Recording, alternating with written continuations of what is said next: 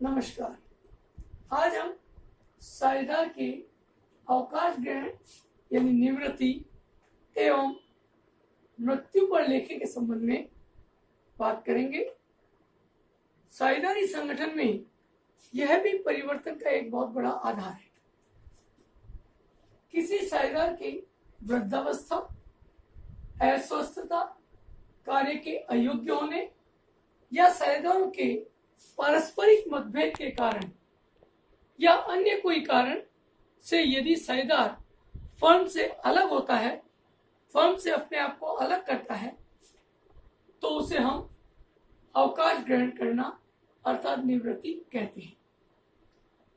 साझेदार के अवकाश ग्रहण करने पर संगठन में परिवर्तन होता है, जैसा कि मैंने अभी आपको बताया। वास्तव में अवकाश ग्रहण करने पर समस्या उत्पन्न हुई। जिस प्रकार नया साझेदार प्रवेश करता है तो भी फर्म में कई परेशानियां आती हैं, ठीक इसी प्रकार किसी साझेदार के अवकाश ग्रहण करने पर भी साझेदारी संस्था में समस्या उत्पन्न होती है। ये मुख्य रूप से दो प्रकार की समस्या है। नंबर एक, निवृत्त साझेदार को देय राशि यानी कितना भुगतान किया जाएगा तथा उस राशि का भुगतान किस प्रकार किया जाए।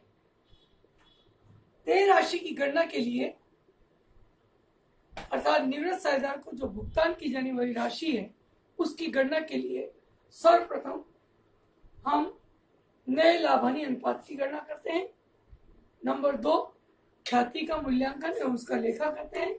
नंबर तीन, फर्म की विद्यमान संपत्ति एवं दायित्वों का पुनर्मूल्यांकन करते हैं और उससे उत्पन्न लाभानी सभी साझेदारों में विभाजित किया जाता है। इसी प्रकार अविभाजित लाभानी या संचय जो फर्म में हो उसका भी निपटारा किया जाता है तथा साझेदारों के लिए संयुक्त पॉलिसी दी जाती है, जीवन बीमा पॉलिसी, उसका भी लेखांकन किया जाता है तथा निवृत्त साझेदार की पूंजी खाते के शेष को ध्यान रखा जाता है। यदि वर्ष के अंत में कोई साझेदार अवकाश ग्रहण करता है अर्थात अंतिम तिथि को खाते बंद करते समय अगर कोई साझेदार अवकाश ग्रहण करता है तो उस समय कुछ आसानी रहती है, लेकिन यदि वर्ष के मध्य में अवकाश ग्रहण करे तो गत चिट्ठे से निवृत्ति की तिथि तक का पूंजी पर ब्याज, उस अवधि में साझेदार को दे कोई वेतन, बोनस, कमीशन इत्यादि का भी लेखा किया जाता है तथा उसके आहरण का भी समायोजन किया जाता है। देय राशि की गणना करने के लिए सर्वप्रथम हम नए लाभानी अनुपात का निर्धारण करते हैं। जैसा कि साझेदार के प्रवेश के समय समझाया गया था कि किसी साझेदार के प्रवेश करने पर पुराने साझेदार अपने लाभ का कुछ हिस्सा त्याग करते हैं जो नए साझेदार को प्राप्त होता था। वहां पर आने वाला साझेदार, जिसे हम नया साझेदार कहते हैं, ख्याति के रूप में कुछ राशि लाता था जो त्याग करने वाले साझेदारों को दी जाती थी। यहाँ जब अवकाश ग्रहण करता है तो जो साझेदार अवकाश ग्रहण करता है वह अपने लाभ का हिस्सा शेष रहे साझेदारों को विभाजित करता है। इसके बदले में शेष साझेदार निवृत्त साझेदार को ख्याति की कुछ राशि प्रदान करते हैं। नया अनुपात ज्ञात करने के लिए हम इस प्रकार से कुछ सूत्र काम में लेते हैं। नया अनुपात माइनस पुराना अनुपात बराबर अतिरिक्त अनुपात, अर्थात new profit sharing ratio minus old profit sharing ratio equal gaining ratio. ठीक इसी प्रकार न्यू रेशो में से यदि आप गेनिंग रेशो को लेस करेंगे तो ओल्ड रेशो आएगा। इट मीन्स ये भी कह सकते हैं कि new profit sharing ratio old profit sharing ratio plus gaining ratio के बराबर होता है। जब प्रश्न में किसी प्रकार का कोई वर्णन ना हो अर्थात कोई शर्त ना लगाए लाभ प्राप्त करने के लिए, तो ये ध्यान रखना चाहिए कि अवकाश ग्रहण करने वाले साझेदार का हिस्सा शेष रहे साझेदार अपने पुराने वाले अर्थात पूर्व वाले हिस्से में ही प्राप्त करते हैं, जैसा कि हम क्वेश्चंस में देखते हैं।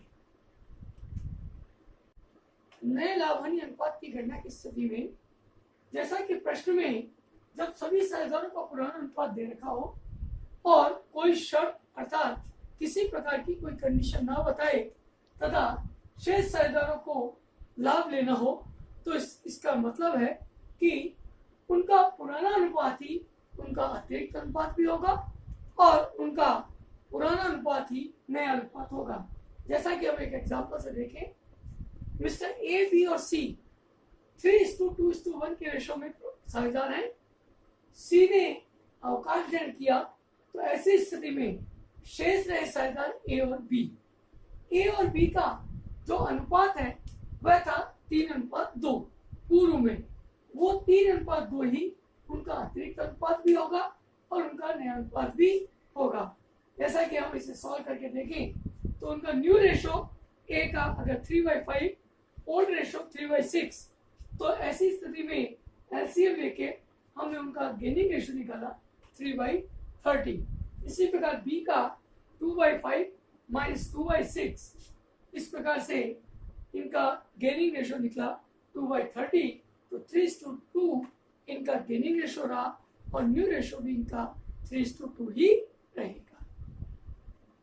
इसी प्रकार जब प्रश्न में सभी साझेदारों का पुराना अनुपात दिया हुआ हो तथा अवकाश ग्रहण करने वाले साझेदार का हिस्सा किसी एक साझेदार के द्वारा ही लिया जाता हो, तो ऐसी स्थिति में जो साझेदार पुराने साझेदार का हिस्सा लेता है उसके पुराने अनुपात में हम अवकाश ग्रहण करने वाले साझेदार का हिस्सा ऐड कर देते हैं।